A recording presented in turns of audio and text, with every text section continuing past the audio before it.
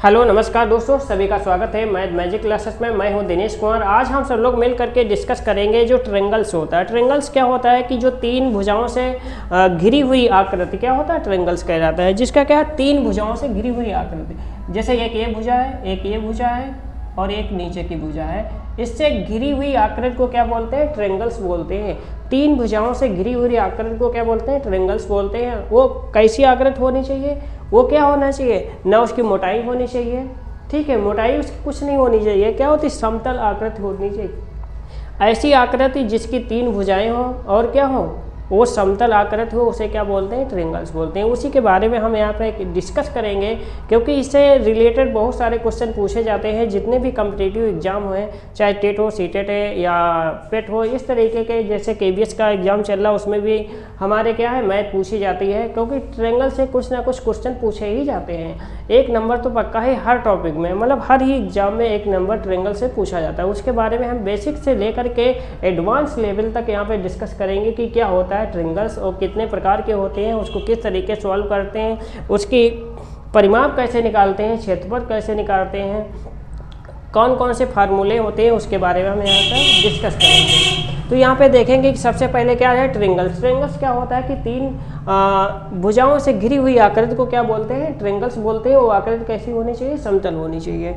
तो ट्रायंगल्स कितने प्रकार के होते हैं, ट्रायंगल्स को हम मुख्य रूप से क्या है, दो भागों में बांट सकते हैं। एक क्या होता है कि भुजाओं के आधार पर, एक क्या होता है कोणों के आधार पर, मतलब एंगल के आधार पर हम बांटते हैं त्रिभुज। और दूसरा क्या होता है कि साइड के अकॉर्डिंग, साइड के अकॉर्डिंग, अर्थात उसको क्या बोलते हैं, भुजाओं के आधार पर। भुजाओं के आधार पर कितने प्रकार के होते हैं, तीन प्रकार के एंगल्स होते हैं। पहला क्या होता है, समबाहु त्रिभुज। पहला जो त्रिभुज होता है वो होता है समबाहु त्रिभुज। समबाहु त्रिभुज से ही पता चल रहा, सम मतलब समान, बाहु मतलब भुजाएं, जिसकी भुजाएं समान हो उसे क्या बोलते हैं, समबाहु त्रिभुज। यहाँ पे तीनों भुजाएं, जो त्रिभुज दिया हुआ है इसकी तीनों भुजाएं क्या है, समान है, इसे क्या बोलेंगे, समबाहु त्रिभुज। दूसरा हमारा इसका है, भुजाओं के आधार में जो ट्रायंगल्स होते हैं उसका जो नेक्स्ट है हमारा, वो क्या है, समद्विबाहु त्रिभुज। समद्विबाहु त्रिभुज से ही पता चल रहा, सम मतलब समान, द्वि मतलब दो, जिसकी बाहु मतलब भुजाएं, जिसकी दो भुजाएं समान होती हैं उसे क्या बोलते हैं, समबाहु त्रिभुज कहते हैं। उसकी आकृति क्या है, इस तरीके से बनती है। उसमें क्या है, इस तरीके से, ये दोनों आपस में क्या है, बराबर है, लेकिन ये समान नहीं है। इसमें क्या है, तीनों भुजाएं समान है। क्या है, ए बी जो समान है किसके, BC के, BC समान है AC के। मतलब इसको ऐसे भी लिख सकते हो कि AB जो भुजा है वो समान है किसके, B और C के, वो बराबर किसके है, C और A।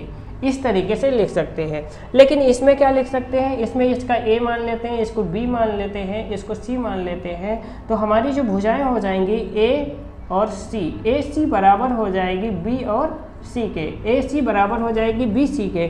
इसमें क्या, दो भुजाएं समान हो उसे क्या बोलते हैं, समद्विबाहु त्रिभुज। जिसमें तीनों भुजाएं बराबर होती हैं उसे क्या बोलते हैं, समबाहु त्रिभुज।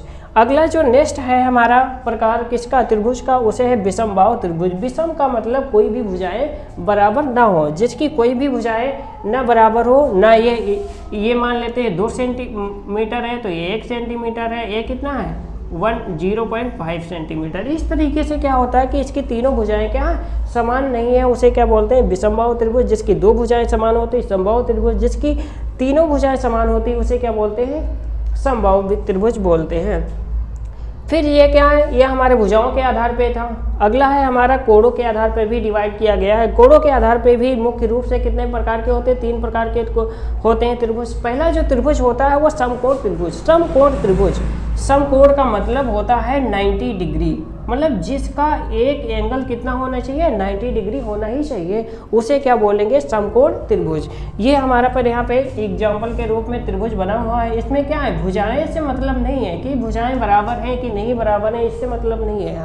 यहाँ पे एक एंगल हमारा कितना होना चाहिए, 90 डिग्री का होना चाहिए, उसे क्या बोलते हैं, समकोण त्रिभुज। उसे क्या बोलते हैं, समकोण त्रिभुज। दूसरा है निम्न कोण त्रिभुज। निम्न कोण का मतलब होता है जिसका जो भी एंगल हो, जितने भी एंगल, मतलब निम्न कोण, प्रत्येक कोण जो होते हैं वो कितने होने चाहिए, न्यून। न्यून का मतलब होता है 90 डिग्री से कम होना चाहिए, 90 डिग्री से कम होना चाहिए, उसे क्या बोलते हैं, निम्न कोण त्रिभुज बोलते हैं। तो यहाँ पे हम देखेंगे सारे जो त्रिभुज हैं, त्रिभुज जो बने हुए हैं, त्रिभुज के जो एंगल्स बने हुए हैं तीनों, ये 90 डिग्री के हैं। 90 ऐसे कुछ बनता है, 90 डिग्री सीधी रेखाएं बनती है, लेकिन ये सीधी नहीं है, ये क्या है थोड़ा तिरछा हुई है, तो इसलिए ये क्या सारी भुजाएं 90 से कम है, मतलब सारे एंगल्स क्या है 90 से कम है। तो ऐसे कोण जिनको क्या होता है, जिनका मान कितना होता है 90 से कम होता है लेकिन 0 से ज़्यादा होता है, वो क्या कहलाते हैं, निम्न कोण त्रिभुज कहलाते हैं। निम्न कोण त्रिभुज जिसके सारे कोण मतलब तीनों कोण कितने होते हैं, निम्न कोण होते हैं, उसे क्या बोलते हैं, निम्न कोण त्रिभुज कहते हैं। या 90 डिग्री से कम होते हैं उसे क्या बोलते हैं, निम्न कोण त्रिभुज बोलते हैं। जिसमें एक एंगल्स कितना होता है 90 डिग्री दिया होता है और दो क्या होते हैं 90 से कम होते हैं, उसे क्या बोलते हैं, समकोण त्रिभुज। अगला जो कोण है हमारा अधिक कोण त्रिभुज। अधिक कोण त्रिभुज वो त्रिभुज होता है जिसमें एक एंगल कितना होता है 90 से ज़्यादा होता है। एक जो एंगल है इसका बी जो एंगल है 90 से ज़्यादा है, कितना है 90 से ज़्यादा है, और क्या होता है 180 से कम होना चाहिए, 90 से ज़्यादा होना चाहिए, लेकिन 180 से मतलब 180 से कितना होना चाहिए, कम होना चाहिए, उसे क्या बोलते हैं, अधिक कोण त्रिभुज। तो इस प्रकार से हमने देखा क्या है कि भुजाओं के आधार पे 3 प्रकार के कोण होते, मतलब 3 प्रकार के त्रिभुज होते हैं। पहला क्या होता है समबाहु त्रिभुज, दूसरा होता है द्विबाहु त्रिभुज, और तीसरा क्या होता है विषमबाहु त्रिभुज। क्या है समबाहु त्रिभुज, समद्विबाहु त्रिभुज, विषमबाहु त्रिभुज। इस तरीके से हम कोणों के आधार पर देखेंगे समकोण त्रिभुज, फिर क्या होता है निम्न कोण त्रिभुज, अधिक कोण त्रिभुज। इसमें कुछ और एडवांस से भी पूछ लिया जाता है, जैसे हमने इस पे स्टार बना के रखा है, इस तरीके से मतलब दोनों को मिक्स करके भी पूछा जाता है। क्या है कि समद्विबाहु, क्या त्रिभुज समद्विबाहु है, मतलब जिसकी 2 भुजाएं बराबर हैं और समकोण त्रिभुज है, उसे क्या बोलेंगे, मतलब समद्विबाहु भी है और समकोण भी त्रिभुज है। इस तरीके से भी क्वेश्चन पूछा जाता है। समकोण और होना चाहिए और क्या समद्विबाहु, मतलब जिसकी 2 भुजाएं बराबर हैं, मतलब जिसकी 2 भुजाएं बराबर हैं और एक क्या है हमारा एंगल 90 डिग्री का है, उसे क्या बोलते हैं समद्विबाहु समकोण त्रिभुज। मतलब समद्विबाहु समकोण त्रिभुज बोलते हैं जिसकी 2 भुजाएं बराबर हो और उसमें एक एंगल जो दिया हो, एक कोण दिया हो 90 डिग्री का हो, उसे समद्विबाहु समकोण त्रिभुज बोलते हैं। अब ये लगभग जो मेन प्रकार थे उसके बारे में हमने यहाँ पे डिस्कस किया। अब देखेंगे इसकी परिमाप। जैसे त्रिभुज की क्या है, परिमाप पूछ लेता है, क्षेत्रफल पूछ लेता है, अर्ध परिमाप पूछता है। इसको हम किस तरीके से फाइंड आउट करेंगे, यहाँ पे देखेंगे कि परिमाप, यदि हमें त्रिभुज की परिमाप ज्ञात करनी है। देखिए इसमें क्या होता है कि त्रिभुज के आकार में क्या क्या चीज़ें हो सकती हैं। एक तो कमरा हो सकता है, खेत भी हो सकता है, कोई जगह हो सकती है जो समतला आकार हो, समतल आकार हो। गोल बेलन नहीं हो सकता, क्योंकि बेलन की क्या होती है मोटाई दी होती है, जिसकी मोटाई दी होती है, ठीक है, वो क्या होते हैं, वो नहीं हो सकते हैं क्या ट्रायंगल्स। ये समतल आकृत होती है, ठीक है, समतल आकृत होती है, उसी का क्या निकालते हैं परिमाप। परिमाप निकालने का फार्मूला हमारा क्या होता है, परिमाप में जो तीनों भुजाएं होती हैं उनको ऐड कर देते हैं। मान लीजिए ये भुजा ए है, ये भुजा बी है, ये भुजा सी है, तीनों को क्या कर देंगे, ऐड कर देंगे, ए प्लस बी प्लस सी। परिमाप निकालने के क्या करते हैं, तीनों भुजाओं को क्या कर देते हैं, ऐड कर देते हैं। फिर पूछ लिया जाता है कि अर्ध परिमाप क्या होगा। अर्ध परिमाप को यश से भी क्या है दर्शाते हैं, यश से भी लिखते हैं। यश की ज़रूरत पड़ेगी अगले फार्मूले में के लिए, इसलिए हम क्या अर्ध, यश का मतलब हम समझ लेंगे क्या कहलाता है अर्ध परिमाप। इसका जो फार्मूला होता है अर्ध परिमाप से ही पता चल रहा, अर्ध का मतलब आधा, तो आधा कैसे करेंगे हम, a प्लस बी प्लस सी को हम 2 से क्या कर देंगे, डिवाइड कर देंगे। a प्लस बी प्लस सी को हम क्या कर देंगे, 2 से डिवाइड कर देंगे, हमारा क्या निकल के आ जाएगा, अर्ध परिमाप निकल के आ जाएगा। अगला जो हमारा है क्षेत्रफल पूछ लिया जाता है, एरिया, एरिया पूछ लेता है।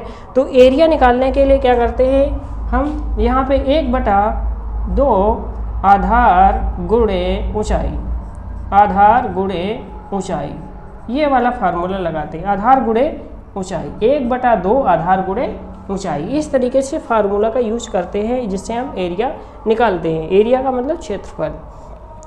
क्षेत्रफल हम 3 तरीके से निकालते हैं। एक तो क्षेत्रफल ऐसे ये फार्मूले से निकालते हैं, दूसरा फार्मूला हमारा होता है 1/2 into A B sine theta, क्या है साइन थीटा से भी निकालते हैं।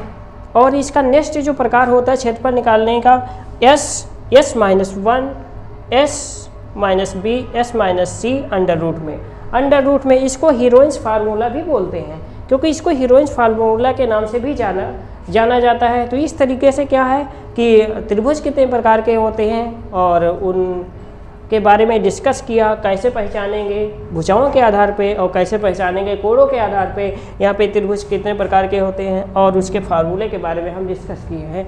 अब इसके बाद हमारी जो अगली क्लास होगी, इसके बाद जो क्लास आएगी उसमें किस तरीके से फार्मूले में रख करके परिमाण निकालते हैं, क्षेत्रफल निकालते हैं, एरिया निकालते हैं, किस किस तरीके से फार्मूले का यूज करते हैं हमें ट्रायंगल का परिमाण निकालने के लिए, क्षेत्रफल निकालने के लिए, उसके बारे में हम डिस्कस करेंगे।